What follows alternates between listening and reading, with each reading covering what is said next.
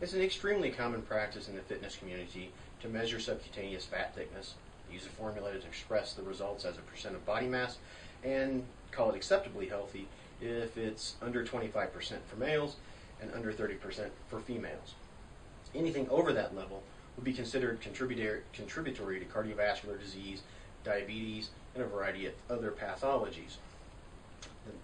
Now, this is not a new concept in history.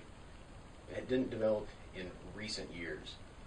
The amount of fat deemed acceptable is under constant revision and has been so for decades, if not for centuries. In the 1960s, Kellogg's cereals popularized the concept that if you can pinch an inch of abdominal body fat, that you needed to diet by eating Special K cereal. Recently, a new picture has been emerging. Visceral fat is presently being indicted as the bad fat. That's visceral is inside fat. That's associated with the organs. And it's more related to cardiovascular disease than subcutaneous fat. And you can't pinch an inch of visceral fat. Further, the presence of subcutaneous fat has been proposed to be a protective agent against such diseases in individuals with high levels of visceral fat. Confounding reports abound. So what do we actually do? It is likely that the debate on how much fat is good, how much fat is bad, where are the good deposits, where are the bad ones, and such are going to continue for decades to come.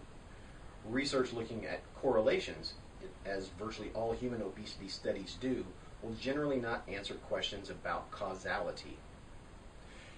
In sport and fitness practice, a rule of thumb is that moderation is key. Body fat percentages of 5% or less in males or 12% or less in females is too low to support hard training and performance.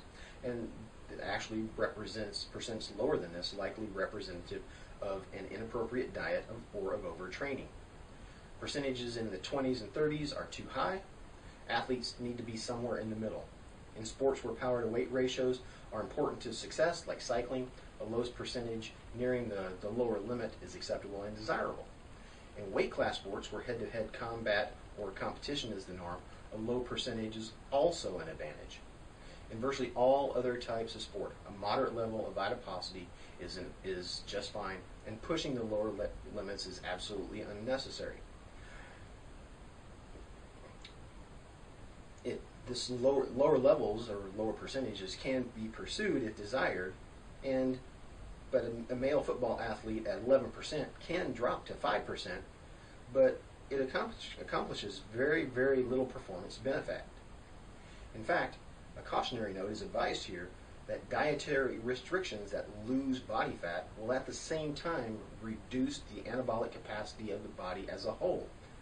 Post-training recovery will be slower and muscle development capacity will be less, meaning progress towards fitness will come at a slower rate.